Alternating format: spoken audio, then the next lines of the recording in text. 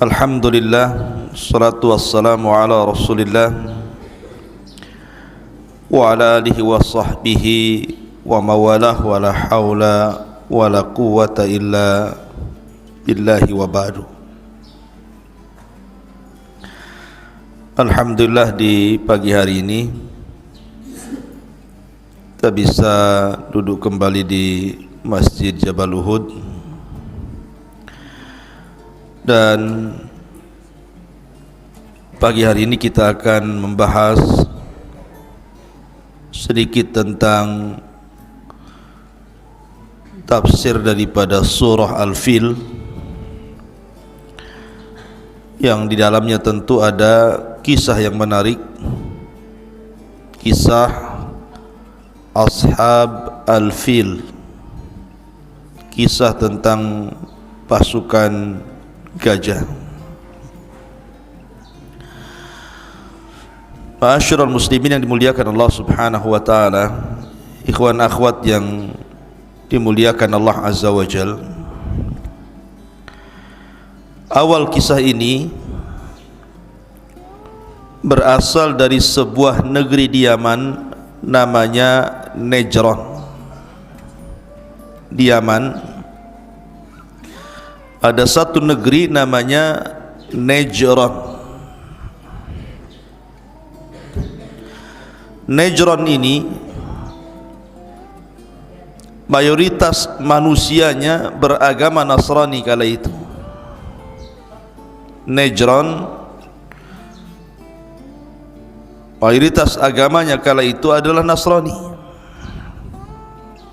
Tetapi tentu Nasrani yang masih berpegang dengan agama Isa ibnu Maryam, bukan Nasrani yang sudah menuhankan Isa, mengatakan Isa anak Tuhan, Isa satu di antara tiga Tuhan, atau Isa adalah Tuhan itu sendiri. Bukan itu, tapi Nasrani yang masih mentauhidkan Allah Subhanahu wa ta'ala. Masalahnya di Najran itu dipimpin oleh seorang raja, rajanya pula Yahudi, namanya Dzu Nuwas. Dzu Nuwas namanya, karena Malikul Arab, raja-raja Arab itu biasanya, terutama raja Yaman, itu selalu namanya dimulai dengan kalimat Dzu, seperti Dzulqarnain dari Yaman. Dzu Nuwas itu raja Najran. Lah, Dzu Nuwas ini agamanya Yahudi, tetapi masyarakat Najran itu mayoritas Nasrani. Lah, akhirnya Dzu Nuwas ini ingin menjadikan Najran ini semua menjadi Yahudi, memaksa rakyatnya untuk berpaling dari agama mereka, dari Nasrani pindah ke Yahudi.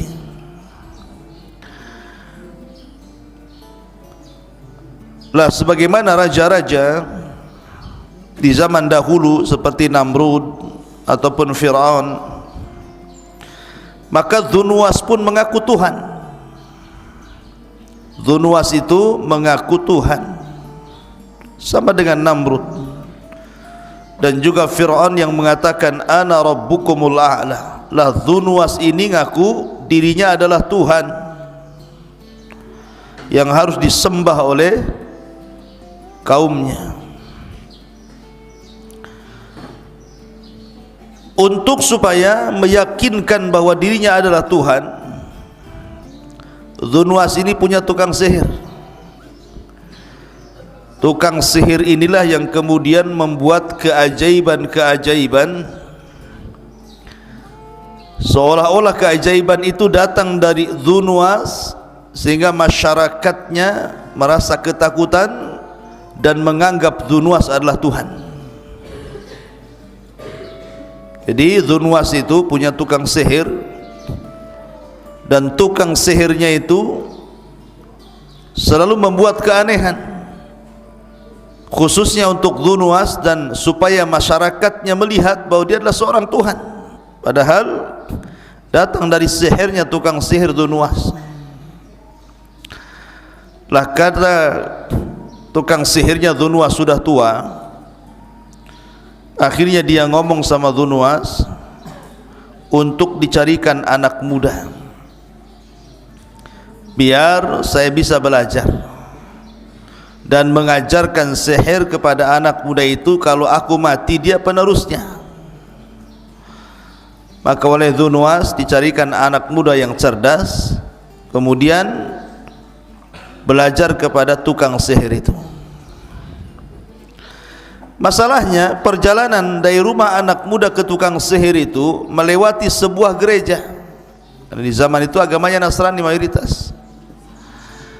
Dia penasaran, masuk dia ke gereja, rupanya berjumpa dengan sang rahib. Belajarlah anak muda ini kepada sang rahib, tetapi di satu sisi dia datang ke tukang sihir dan belajar sihir. Jadi dua pelajaran dia belajar. Pertama, belajar tauhid kepada seorang rahib yang ada di gereja itu. Yang kedua, belajar kesyirikan kepada tukang sihir. Itu ilmu yang berseberangan tuh, satu tauhid, satu syirik pula. Satu sihir, satu tentang tauhid. Sampai intinya ketika meninggal tukang sihir itu, kemudian ilmunya sudah diberikan kepada anak muda itu, maka anak muda itu justru tidak membantu raja, karena dia justru cenderung kepada ajaran sang rahib dibandingkan tukang sihir. Akhirnya dia pun berkelana tidak mau melindungi raja dengan sihirnya, karena dia yakin bahwa itu tidak benar dan yang benar ajaran sang pendeta. Dan dia pun menjadi tukang obat, menjadi pengobat, dan banyak disembuhkan dan mampu menyembuhkan berbagai macam penyakit.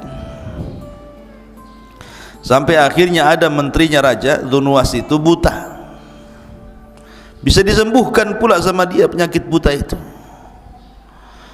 Tetapi walaupun dia sebagai penyembuh seperti itu, tetapi itu sarana dakwah bagi dia. Jadi sambil mengobati orang, sambil berdakwah mengajak kepada tauhid. Dan banyak orang yang beriman dengan anak muda ini. Jadi banyak orang yang beriman kepada Allah, mentauhidkan Allah gara-gara anak muda ini. Karena dalam setiap pengobatannya dia mensyaratkan untuk beriman dulu kepada Allah, baru diobati gitu ya. Termasuk Perdana Menteri Dhu Nuwas ini yang buta kemudian melek tadi, dia pun akhirnya beriman dengan Allah gara-gara anak muda itu. Nah ketika berjumpa dengan Dhu Nuwas, kaget loh, kamu kemarin buta, kenapa sekarang sudah melihat? Siapa yang menyembuhkan? Maka menteri ini tidak mengatakan anak muda itu, tetapi mengatakan Allah yang menyembuhkanku. Marah Dhu Nuwas, gimana dia ngaku Tuhan, tiba-tiba kemudian di sampingnya ngomong yang menyembuhkannya Allah, berarti ada Tuhan selain dia, kan begitu. Maka disiksanya orang ini, dipaksa siapa yang menyembuhkannya, rupanya ditangkap pula anak muda itu. Terakhir anak muda itu ngaku siapa yang mengajarkannya sang rahib, ditangkap juga sang rahib, tiga-tiganya ditangkap, masuk ke dalam sel. Kemudian sang raja pun menyiksa tiga-tiganya ini, suruh murtad dan mengakui ketuhanannya, tetapi tiga-tiganya tetap istiqomah. Pertama dipanggilnya menterinya itu, karena tidak mau kufur, akhirnya digergaji dari atas kepala sampai kaki, terbelah jadi dua. Dari sini digergajinya sampai belah jadi dua, mati-matilah digergaji ya. Kemudian gurunya sang anak muda itu dipanggil lagi sang rahib, suruh murtad nggak mau, digergaji lagi, mati. Anak muda ini ketika mau digergaji, Sang raja nggak mau. Saya mau membuat perhitungan dengan anak muda ini, gara-gara dia gaduh semuanya. Akhirnya dia mengutus prajuritnya, bawa anak muda ini, lempar di atas gunung. Akhirnya dibawalah oleh prajurit anak muda ini ke atas gunung. Anak muda ini berdoa kepada Allah agar Allah melindungi dia, dan Allah kabulkan. Sampai di atas gunung, tiba-tiba gunung itu menggema, gempa besar. Para prajuritnya pada jatuh mati gara-gara gempa itu. Prajurit yang mengangkat dia ke atas gunung mati semua, kecuali anak muda itu masih hidup. Dia turun. Kaget sang raja melihat dia masih hidup. Ditangkap lagi anak muda itu. Kata sang raja, bawa dia ke tengah lautan, lempar di tengah lautan. Ketika di tengah lautan, anak muda ini berdoa lagi kepada Allah. Tiba-tiba datang ombak menghampas seluruh kapal prajurit raja. Akhirnya karam, mati semua.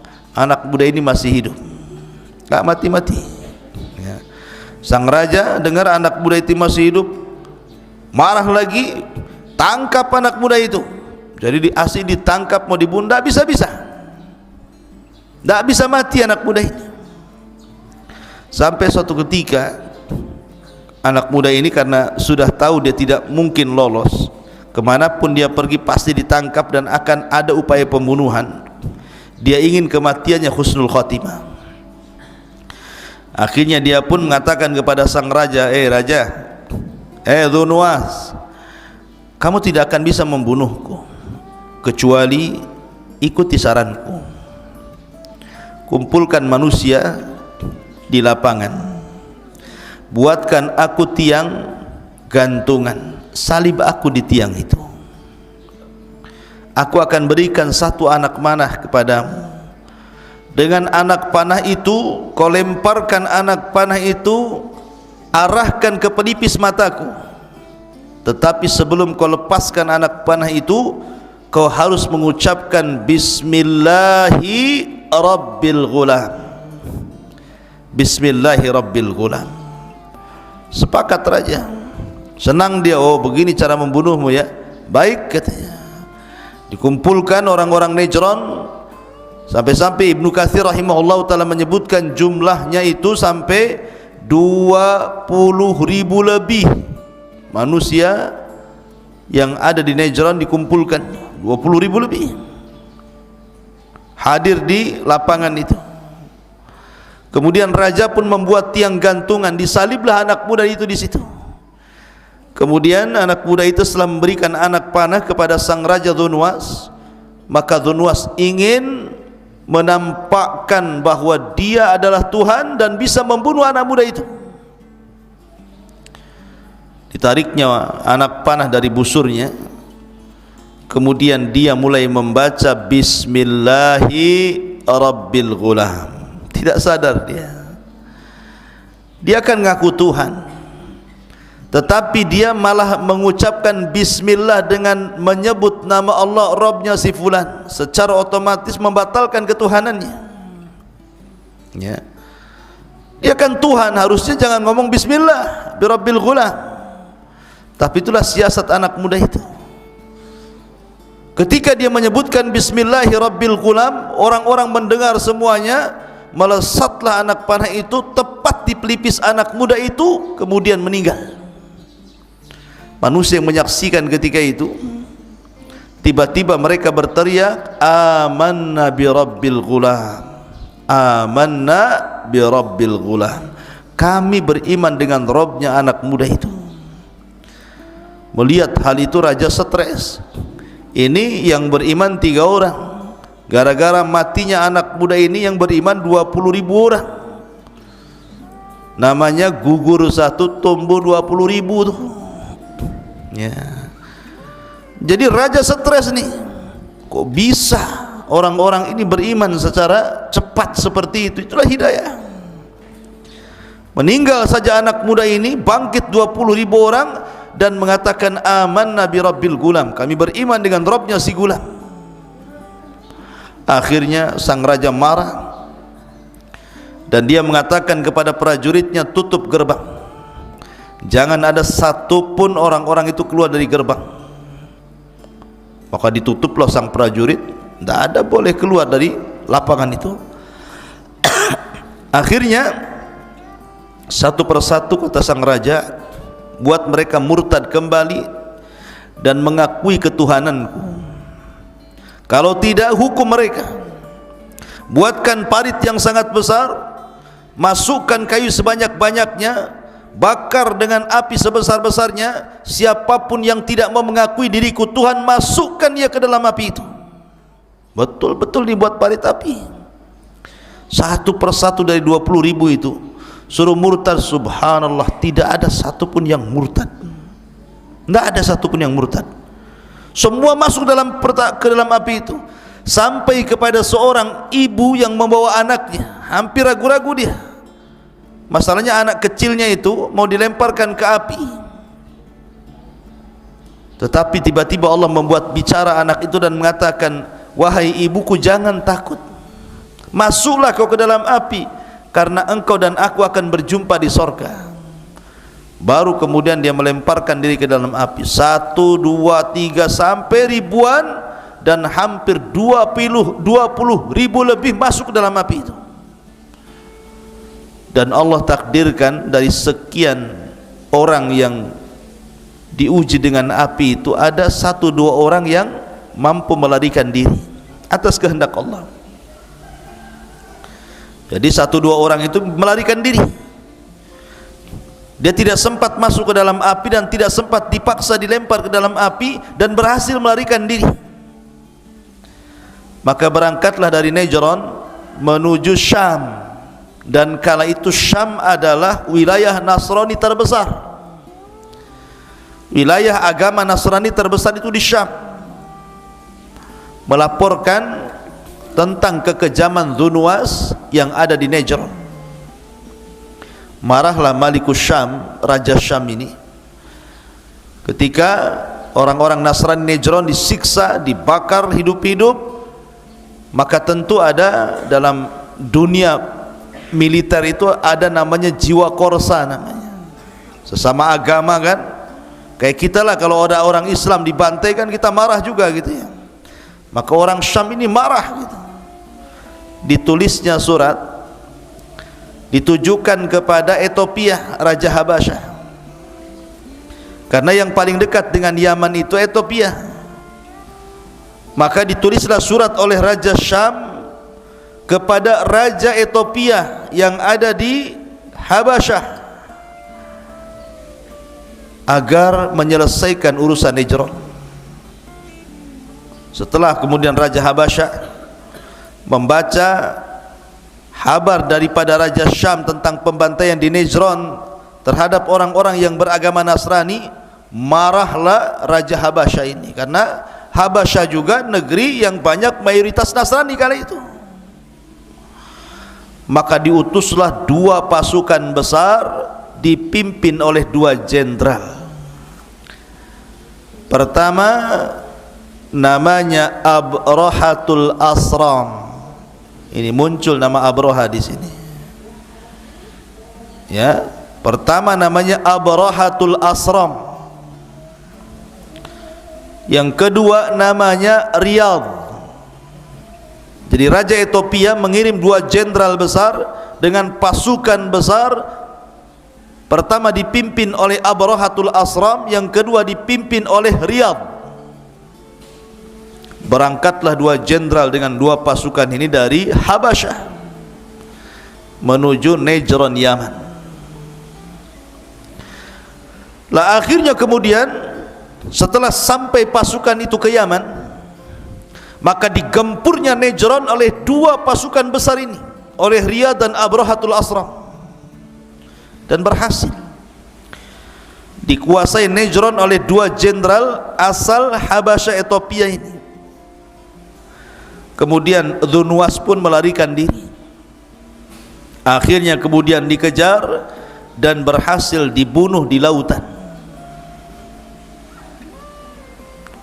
Lah setelah meninggal Dzunwas, maka kondisi Najran kembali kondusif, kembali menguat agama Nasrani, dan dipimpin oleh dua jenderal, Abrahatul Asram dan Riyad. Dalam sebuah daerah, ikhwan, tidak mungkin dipimpin dua orang. Wali kota saja di Batam satu, sama dengan gubernur satu. Tidak mungkin wali kota dalam satu daerah dua. Bisa pecah kongsi nanti. Makanya ketika itu Abraha, dia licik, dia ingin membunuh Riyad supaya dia satu-satunya penguasa Najran di bawah kekuasaan Habasyah, atau di bawah kekuasaan Ethiopia ketika itu. Akhirnya dengan kelicikan Abraha, dengan taktik dan politiknya Abraha, akhirnya Abraha berhasil membunuh kawannya sendiri, namanya Riyad. Ketika Abraha membunuh Riyad, marah ini Malikul Habasyah ini, raja Ethiopia ini, kok bisa jenderalnya dibunuh oleh Abraha. Akhirnya kemudian ngirim surat kepada Abraha, seolah-olah mengatakan, kenapa kau bisa membunuh Riyad? Kalau kau tidak bisa mendatangkan alasan itu, kami akan datangkan pasukan yang besar dan akan membunuhmu dan akan membunuh pasukanmu. Akhirnya Abraha pun ingin menangkan raja Ethiopia. Cerdas Abraha ini. Dibawanya emas-emas dari Yaman, dibawanya barang-barang berharga dari Yaman, termasuk tanah Yaman. Kemudian dikirim ke Ethiopia dan mengatakan, sesungguhnya kami tidak memberontak Anda wahai raja, kami tetap berada di bawah kekuasaan Ethiopia. Dari situ sang raja akhirnya percaya dengan Abraha, kemudian mengukuhkan kekuasaan Abraha menjadi wakil dari Habasyah Ethiopia untuk memegang Najran Yaman. Maka jadilah Abraha raja Najran menggantikan Dzunnuwas. Lah setelah Abraha menjadi raja, Abraha ini kan bukan orang Arab, tidak pandai pun berbahasa Arab. Dia melihat kebiasaan orang-orang Arab. Yaman itu kan Arab, kalau Ethiopia bukan Arab. Jadi melihat kebiasaan orang Yaman, orang Yaman itu suka datang ke Mekah, mengagungkan Ka'bah setiap setahun sekali. Mereka melakukan haji dan umroh, tentunya ala jahiliyah lah, tapi masih mengagungkan Ka'bah. Terpikirlah oleh Abraha untuk mengalihkan kiblat manusia dari Ka'bah ke Najran. Gimana caranya orang Arab tidak datang lagi ke Ka'bah dan datang ke Najran? Akhirnya dibuatlah oleh Abraha itu semacam gereja termegah kala itu, tertinggi kala itu, sampai disebut Kullas. Diambil dari kolam suah. Kolam suah itu peci ya, bahasa Arabnya. Saking tingginya disebut Kullas. Tinggi banget gerejanya itu, tinggi sekali, besar, megah, tinggi gitu kan gerejanya. Sampai kalau negak ke atas itu kopiahnya jatuh, saking tingginya itu, lehernya pegel. Setelah kemudian jadi dengan megahnya, dibangun dengan emas, dibangun dengan benda-benda yang sangat mewah gitu ya. Ketika hendak diresmikan, dikirimlah surat ke kabilah-kabilah Arab agar mereka mau datang ke gerejanya dan meninggalkan Ka'bah. Marahlah orang-orang Arab. Gimana gak marah? Gak bisa menggantikan Ka'bah dengan gereja. Siapa yang bisa menggantikan Ka'bah dengan gereja? Tidak ada. Kemarahannya sampai akhirnya seorang laki-laki dari Bani Kinana, seorang anak muda dari Bani Kinana, berjalan kaki dari Mekah menuju Yaman. Kemudian malam-malam masuk ke gereja Abraha, berak pula dia di gereja Abraha. Bukan di toiletnya, di dalam gerejanya. Tetapi kan dia orang musyrik, belum ada Islam ketika itu. Kalau orang Islam tidak boleh ya. Diberakin tuh gereja Abraha. Kurang puas diletakkan surat di situ mengejek Abraha. Bahkan sebagian anak muda yang lain berusaha untuk membakar gereja itu. Bahkan sebagian yang lain berusaha untuk merobohkan gereja itu. Tentu Abraha murka. Bagaimana mungkin orang-orang ini hendak melecehkan dirinya dengan cara menghancurkan gerejanya? Maka dari situ Abraha mencari-cari tahu siapa penyebabnya, apa alasannya. Rupanya penyebabnya adalah karena Ka'bah masih berdiri, masih diagungkan. Kalau Ka'bah tidak dihancurkan, maka akan tetap mereka datang ke Ka'bah mengagungkan Ka'bah, dan percuma mereka tidak mungkin masuk ke gerejanya. Ditambah-tambah orang yang kabilahnya dekat dengan Ka'bah itu pula yang kemudian menghina dirinya dengan cara berak di dalam gereja. Dari situ disiapkan pasukan besar dengan 4 gajah yang ada di depan pasukan itu. Ada yang mengatakan 8 gajah, ada yang mengatakan 4 gajah. Dan gajah yang paling besar namanya Mahmud. Siapa di sini namanya Mahmud? Itu gajahnya Abraha itu. Jadi gajah yang paling besar namanya Mahmud, yang ditunggangi Abraha. Maksud hati Abraha membawa gajah itu sebenarnya ingin menggeret Ka'bah dari semua sisi pakai rantai. Jadi di rantai diletakkan di ujung Ka'bah sebelah sini, sebelah sini, sebelah sini, sebelah sini. Kemudian gajahnya suruh pergi, nanti Ka'bah itu akan roboh. Itu maksudnya, membawa Ka'bah itu untuk menghancurkan Ka'bah. Maka berangkatlah 4 gajah, ada yang mengatakan 8 gajah, kemudian pasukan berkuda, pasukan jalan kaki, pasukan yang sangat besar dari Najran menuju Mekah. Orang Arab itu ketika itu, ikhwan, mereka lemah, tidak bisa melawan Abraha. Kekuatan Abraha terlampau kuat. Ada beberapa kabilah berusaha menyerang Abraha tapi tidak berhasil, percuma, sia-sia. Sampai akhirnya ketika sampai di Taif, orang-orang Taif takut kalau seandainya Abraha menyerang mereka. Akhirnya mereka pun menyerahkan diri dan meminta Abraha untuk tidak menyerang Taif. Disangka mau menghancurkan Lata, patungnya orang Taif. Akhirnya orang Taif mengatakan, ya Abraha, Lata bukan Ka'bah. Kau jangan hancurkan Lata, Tuhan kami di sini, Ka'bah di sana. Nanti kami akan berikan engkau penunjuk jalan sampai di Ka'bah, jalan yang paling cepat, jalan pintas dan pantas. Akhirnya seorang laki-laki namanya Abu Rughal namanya, menjadi penunjuk jalan Abraha. Tapi Allah takdirkan Abu Rughal meninggal dunia di tengah jalan, dan kuburannya sampai hari ini dilempari manusia dengan batu, karena Abu Rughal telah berkhianat.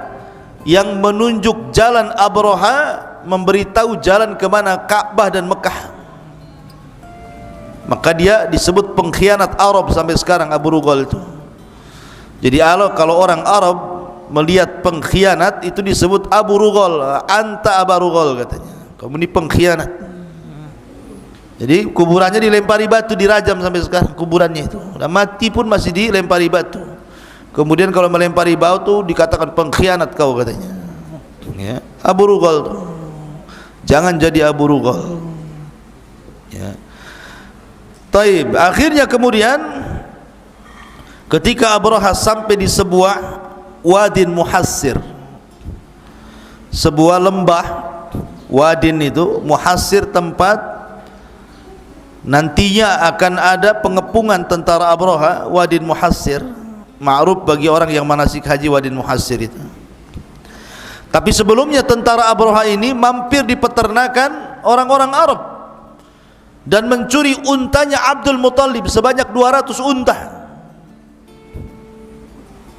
Jadi ketika sampai di wadin muhassir,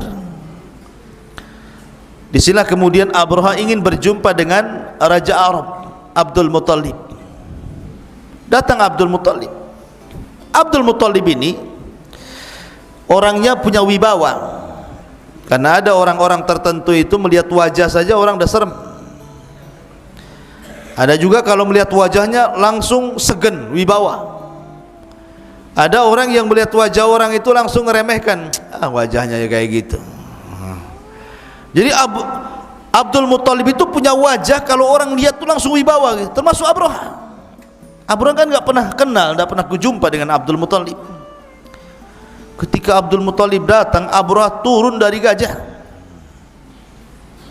Nggak ngomong dari atas gajah, dia turun, dia hormat kepada Abdul Muthalib, ngampar di padang pasir. Masalahnya dua orang ini tidak paham bahasanya masing-masing. Abdul Muthalib tidak paham bahasa Abraha, Abraha tidak paham bahasa Abdul Muthalib. Terpaksalah menggunakan dua penerjemah, menerjemahkan Abdul Muthalib dan menerjemahkan Abrahatul Asram. Seolah-olah Abraha mengatakan kepada Abdul Muthalib, bagaimana pendapatmu tentang pasukan yang akan menghancurkan Ka'bah ini? Tetapi Abdul Muthalib tidak menjawab soal pasukan yang akan menghancurkan Ka'bah. Justru dia mempersoalkan anak muda Abraha yang mencuri unta, 200 unta miliknya. Kata Abdul Muthalib, mana unta-untaku? Kenapa kau curi? Abraha meradang ketika itu. Dikiranya Abdul Muthalib akan marah gara-gara Ka'bahnya akan diserang. Bukannya cerita Ka'bah, malah cerita unta. Maka Abraha pun langsung hilang karismanya. Abdul Muthalib langsung hilang karismatiknya di hadapan Abraha dan mengatakan, aku cerita tentang penyerangan, kau pula cerita tentang unta. Maka kata Abraha, kembalikan untanya. Kemudian Abdul Muthalib mengatakan, ya Abraha, aku tidak tertarik ceritamu tentang penyerangan Ka'bah, karena unta itu ada tuannya, dan tuannya adalah saya. Dan Ka'bah itu juga ada tuannya, dan tuannya adalah Tuhan yang akan melindungi Ka'bah. Nggak ada urusan Ka'bah dengan saya, karena sudah ada pelindungnya Ka'bah itu. Akhirnya Abdul Muthalib pun mengambil unta-untanya, mengumpulkan kabilah-kabilah di sekitar Arab, kemudian berdoa kepada Allah Azza wa Jalla. Begitulah orang-orang musyrik, di saat genting mereka berdoa kepada Allah, tapi di saat mereka senang mereka menyekutukan Allah Azza wa Jalla. Wa idza raqibu fil fulki da'awullaha mukhlishina lahuddin falamman najahum idzahum musyrikun. Apabila mereka diombang-ambing di tengah lautan dalam kondisi genting, mereka berdoa ikhlas karena Allah, tapi ketika diselamatkan mereka melakukan kesyirikan. Begitu kebiasaan orang musyrik.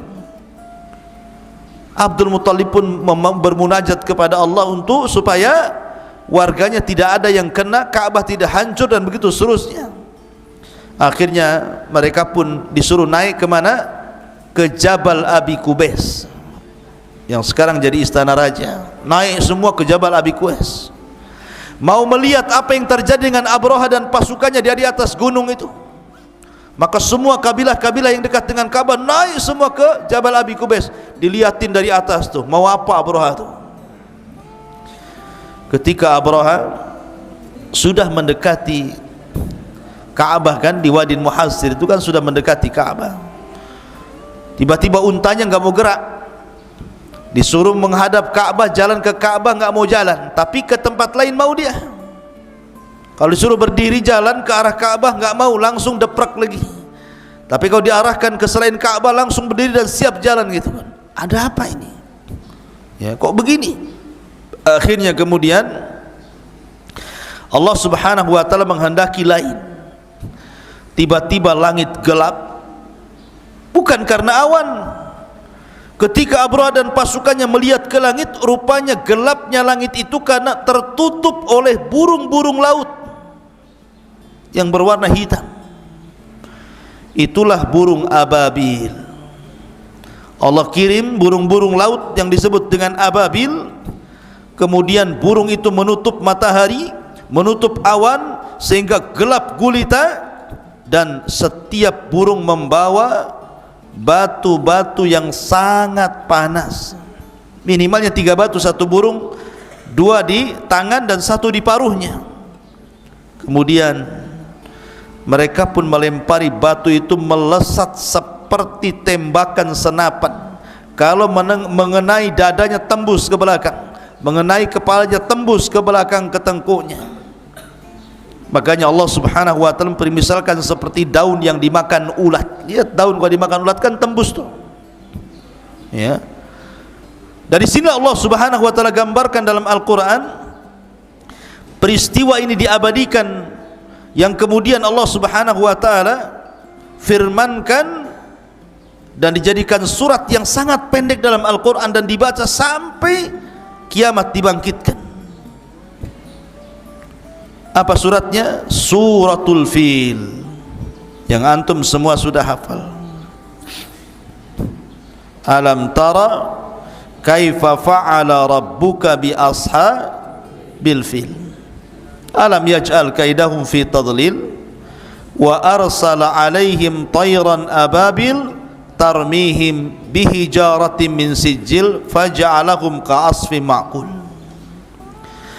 Tidakkah engkau lihat wahai Muhammad apa yang terjadi, apa yang diperbuat Rabbmu terhadap ashabul fil, pasukan Abrahatul Asram yang membawa pasukan gajah untuk menyerang Ka'bah itu. Alam tara kaifa fa'ala rabbuka bi ashabil fil alam yaj'al kaidahum fi tadlil, bukankah kami jadikan tipu daya mereka sia-sia? Lihat bagaimana Allah Subhanahu wa taala membatalkan makar mereka. Wa makaru makran wa makarna makran wallahu khairul makirin. Silakan kalian buat makar, Allah juga punya makar sendiri, dan sebaik-baik makarlah makarnya Allah Subhanahu wa taala. Fi tadlil wa arsala alaihim tayran ababil, kami utus kepada mereka burung-burung ababil, tarmihim, yang melempar mereka dengan batu-batu itu, faja'alahum ka'asfin ma'kul, maka Allah jadikan mereka seperti daun yang dimakan ulat, hancur. Ya, termasuk Abrahatul Asram. Maka orang itu setiap dilempar oleh batu-batu itu langsung meleleh dagingnya. Tidak ada yang selamat dalam peristiwa ini. Abraha sempat diselamatkan dan sampai di zona Yaman, tapi kemudian juga Allah Subhanahu wa taala mengadab Abraha dan tetap mengalami kematian. Maka akhirnya terjadi irhasat, keajaiban-keajaiban dunia, karena setelah peristiwa ini 50 hari lahirlah baginda sallallahu alaihi wasallam sebagai sayyidul anbiya wal mursalin, penutupnya para nabi dan rasul. Dari peristiwa ini 50 hari setelahnya lahirlah Rasulullah. Makanya cerita ashabul fil disebut irhasat. Irhasat itu nama lain daripada mukjizat. Tapi irhasat itu keanehan yang terjadi sebelum Rasul diangkat menjadi nabi dan rasul, namanya irhasat. Ini keanehan. Allah Subhanahu wa taala menangkan orang-orang Mekah dan tanpa ada perlawanan sedikit pun kepada Abrahatul Asram dan pasukannya. Tiba-tiba Allah Subhanahu wa taala mengirim burung. Lihat bagaimana Allah kalau menghancurkan sesuatu itu tidak perlu ngirim buaya, ngirim harimau, nggak perlu, cukup burung laut saja. Ya, terkadang kalau Allah mengadab sebuah kaum itu yang diutus apa? Nyamuk. Ingat Namrud? Namrud itu saking sombong yang ngaku Tuhan, sampai mau membunuh Ibrahim dan orang-orang yang mengikuti Ibrahim. Akhirnya Namrud diadab dengan satu nyamuk yang masuk di hidungnya, kemudian menggerogoti otaknya, akhir digedar-gedorkan otaknya ke tembok. Terakhir dia minta kepada khadimnya untuk mengambil sandal, dipukulkan di kepalanya. Pas dipukul mati dia. Ya, kalau Allah mau, Allah bisa bunuh orang dengan nyamuk tuh. Begitulah orang congkak, orang sombong. Tidak perlu dikirim harimau masuk ke rumah Namrud, cukup dikirim nyamuk saja. Ya. Ma'asyiral muslimin yang dimuliakan Allah Azza wa Jalla, inilah di antara kisah tentang ashab al-fil. Taib, sudah tahu kisah ashabul fil, kita bagi sisa hadiah semalam. Mudah-mudahan tidak basi. Kalau basi, wassalam.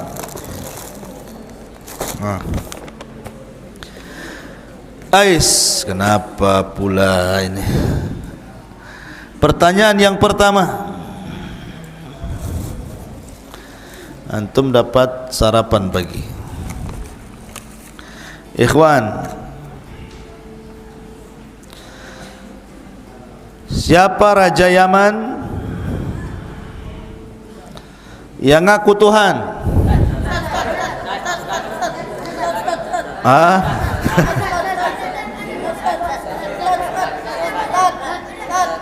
Antum dulu, pinggir dulu. Duluan? Duluan.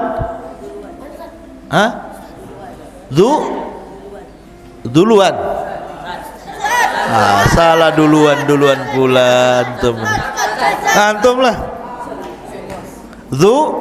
Nuwas, ahsan, nuwas, bukan duluan. Antum duluan sana, bolehlah. Nuwas, kok jadi duluan pula? Taib, diam. Siapa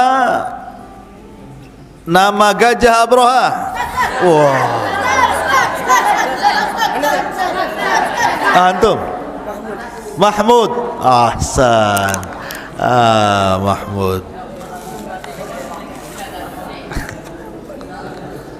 Mahmud, ya, langsung Mahmud lah kan. Taib. Daerah Nuwas itu apa namanya?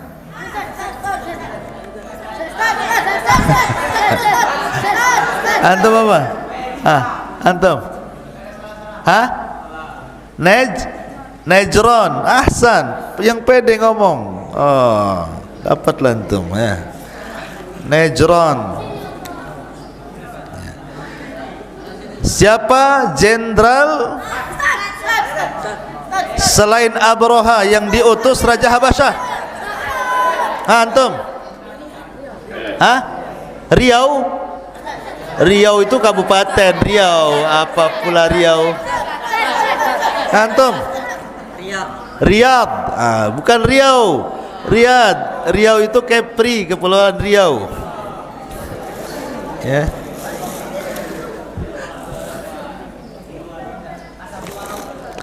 Akhwat dulu, antum dulu, gantian.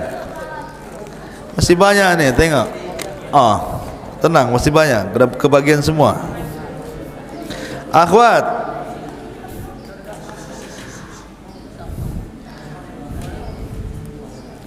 pertanyaan buat akhwat.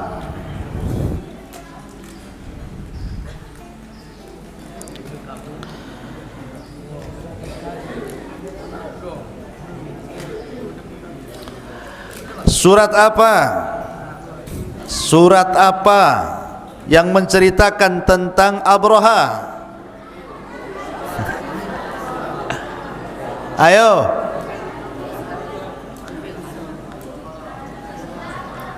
Al-Fil, Masya Allah. Ahsanti, Al-Fil. Kalau tak bisa jawab, terlalu mudah itu. Taib. Pertanyaan selanjutnya.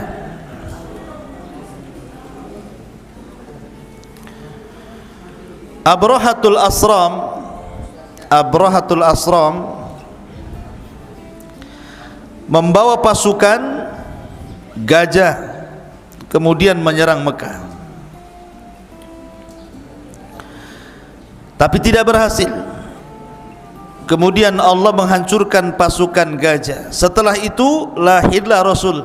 Berapa tahun dari peristiwa Abroha ke kelahiran Nabi? Akhwat,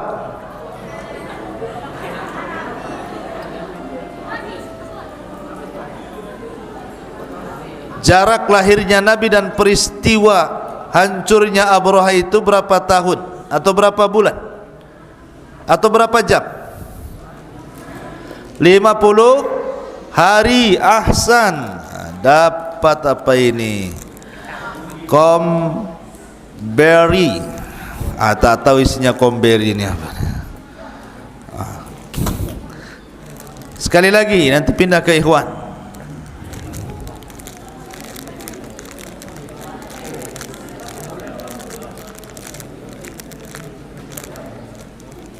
Taib.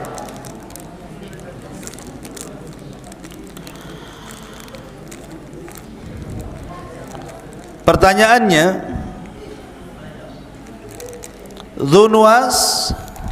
Dzunwas itu raja yang mengaku Tuhan di Najran, punya tukang sihir. Akhirnya tukang sihirnya karena sudah tua disuruh mencari tukang sihir muda untuk diajarkan sihirnya. Lah, anak muda ini kemudian diburu dengan berbagai macam cara, tetapi tidak mati-mati. Akhirnya dia pun menyerahkan diri kepada raja. Kata Dzunwas, engkau tidak bisa membunuhku kecuali engkau mengucapkan sesuatu. Apa ucapan dia? Akhwat, bukan antum. Kacau antum. Akhwat,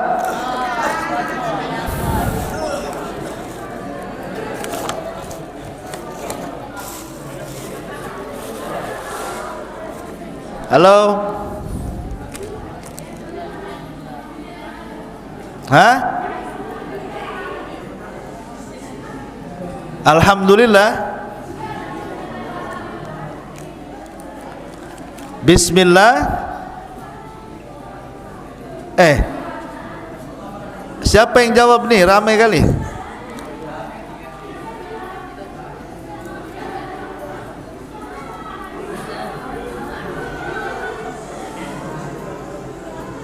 Tolong akhwat di ini kan di yang jelas. Ahsan. Bismillahi rabbil gulam, dengan menyebut Rabbnya anak muda itu. Berapa jumlah orang yang dibantai oleh Dzunwas?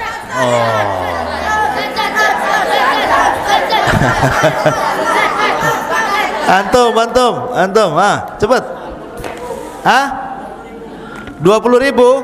Ahsan. Sini, antum dapat momogi.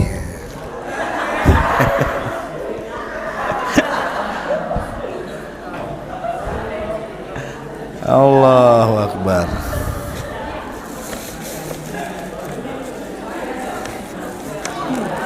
Berapa jumlah gajahnya Abraha?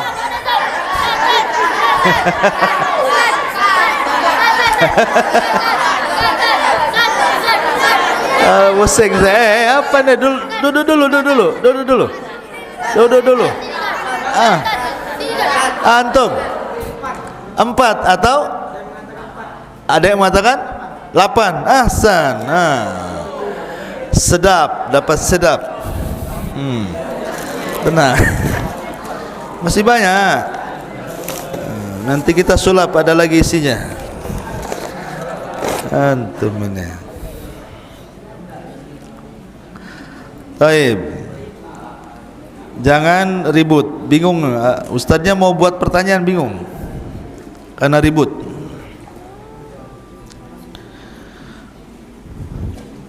Negeri asal Abraha apa? Antum? Ethiopia atau Habasyah? Ahsan. Antum dapat sarapan pagi ini. Taib. Ethiopia atau Habasyah. Raja Yaman itu selalu dimulai dengan kalimat apa? Belum dimulai, belum ditunjuk udah jawab. Tak jadi kalau dijawab. Diam dulu. Jangan dijawab dulu, ngacung saja. Nanti kita jawab. Taib. Apa bahasa Arabnya gajah?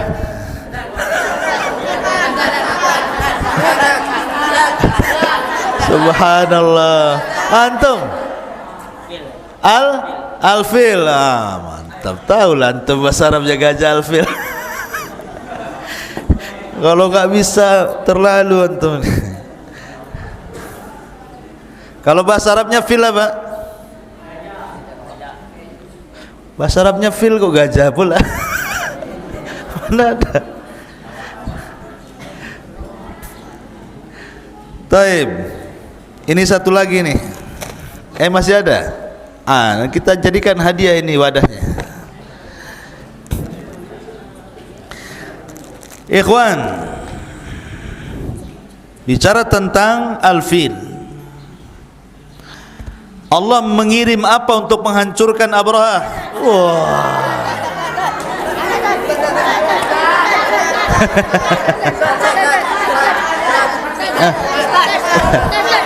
Mana? Antum apa? Ababil itu apa? Iya, ayam, mentok, burung laut. Ahsan. Benar, udah habis. Nah, minggu depan lagi. Subhanakallah bihamdika, asyhadu an la ilaha illa anta astaghfiruka wa atubu ilaik. Allahu ta'ala. Assalamualaikum warahmatullahi wabarakatuh.